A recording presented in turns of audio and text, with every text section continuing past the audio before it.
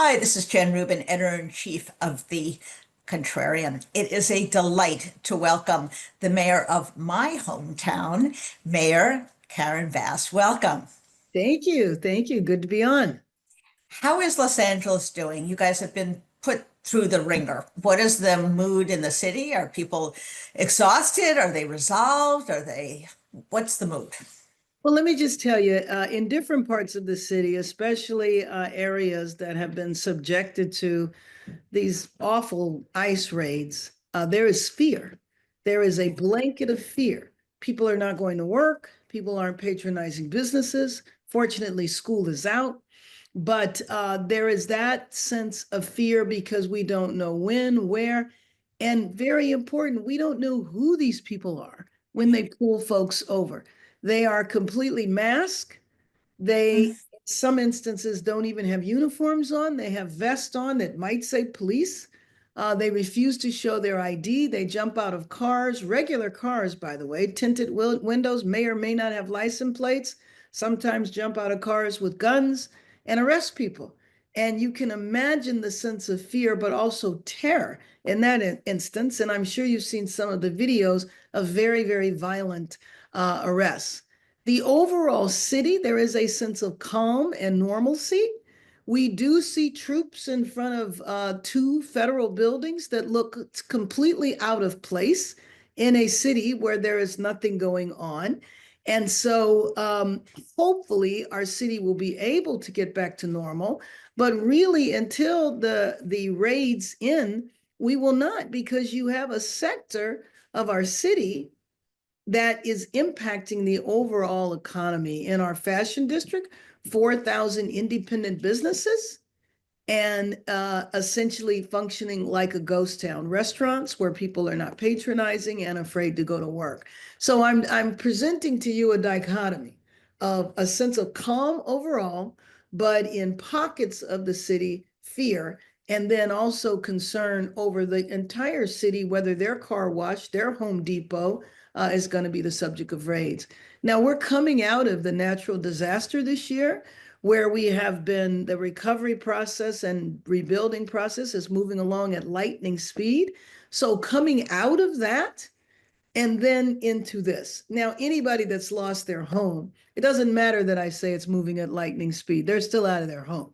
But I want you to understand, in comparison to other wildfires, things are moving very fast. So just to be clear, there are Marines and presumably National Guard standing around doing nothing Nothing. because the city of LA, aside from these ICE raids, is perfectly calm. Nothing. And now there's beginning to be some dissension among the troops. It is a misuse of our young people. I drove by a protest on Sunday, which is our standard protest in our federal building. You know that federal building on the west side. There's protests there almost every Sunday. And it was about 150 people peacefully protesting because of the bombing in Iran. There were about an equal number of Marines. And I look at the young women and men who have had to leave their workplaces, had to leave schooling and families, the National Guard, where they're, just deployed periodically. And that's just a misuse of these young people. And I feel sad that they've been used as a prop in a political stunt, which is what this is. Now, you of course went through these horrific fires, and we are entering fire season, although fire season now has become year-round. The diversion of the National Guard to Los Angeles, where they're not needed, means they are not available elsewhere in the area or in the state for these sorts of natural disasters that happen periodically. How concerned are you that there will be other needs that either won't be met or will be understaffed because of the diversion of National Guard? Well, that's the interesting thing, because one of the reasons why things have moved along so quickly is because of support from the administration in terms of the Army Corps of Engineers and giving us an unprecedented number of people who came. The National Guard, people need to understand, was seized by the administration. Governor Newsom was in control of the National Guard until the federal government came and took over. So you're asking me about the deployment of the National Guard. We have to ask the administration Yeah. because they're no longer under control of the governor. So yes, I am very concerned. Have you done any estimate in terms of the economic damage, the unemployment, the lost work because of the ice? How long could this continue and how widespread do you think it will be? Well, I think the damage to our economy is very significant considering there are entire sectors of our economy that are dependent on immigrant labor. Right. And so the damage is being calculated. I could not tell you how much, but let me just tell you about the security costs. So we are already in a very, very tight fiscal situation in our city. Well, the protests, because of the ICE raids, the protests would have never happened. This city was completely calm on June 5th. June 6th is when our life changed here because of raids has already put an additional $30 million in costs on our already tight fiscal situation. And in ordinary times, we would look for the federal government to reimburse those costs. We can't now. But one thing that is so important for your audience to know is that Los Angeles, as you know, you're still an Angelino, is 500 square miles. The Huge. protests have taken place over maybe 1 square mile, maybe two. It's 4 or 5 streets in downtown Los Angeles. The way it has been portrayed, especially in the national media, is comparing it to 1992, of which I was here and experienced on the ground. There is no comparison. There's nothing about this that is citywide. Nothing. Yeah. All right. One of the other concerns that I know not only you have, but mayors across the city is if this big reconciliation bill goes in, there will be huge cuts to Medicaid, to SNAP, to other programs, and presumably states and cities will have to pick up the slack in some cases.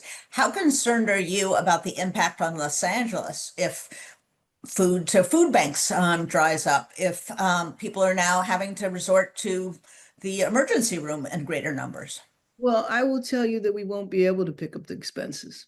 People will suffer. Now, in those areas that you mentioned, the healthcare, the benefits, it's the county that provides those resources. But our county, just like our city, is strapped financially. Yeah. Absolutely. We saw something that made me very proud because, in addition to be a resident, I still bleed Dodger blue. And I was very happy to see that the Dodgers made a commitment of $1 million to the Latino community rather. Are you seeing other organizations, other businesses begin to step up? Tell us a little bit about that because I think people underestimate the community pride and spirit in Los Angeles. Well, let me just say that not businesses per se, but I know they will. Whether Yeah. they will or not, I know they will. It's more the foundations.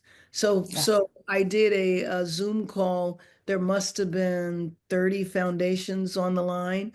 And people came together behind the wildfires in a big way. So one of the things that we did during the wildfires, which is a similar thing, is we opened up 4 impacted workers centers because what people didn't think about are the people that worked in the homes, on the property, ran small Yes. businesses, and they had nowhere to go.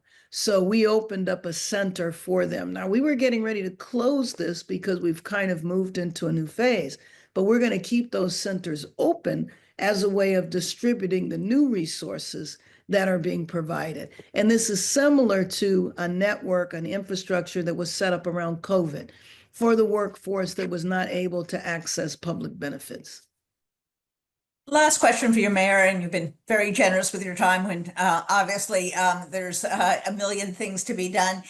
Give us a sense of how you think Los Angeles represents the country. I think in many ways, Los Angeles was attacked, occupied, because it does represent something to the larger world and to Americans in general. Tell me your innate sense of the city and what it represents.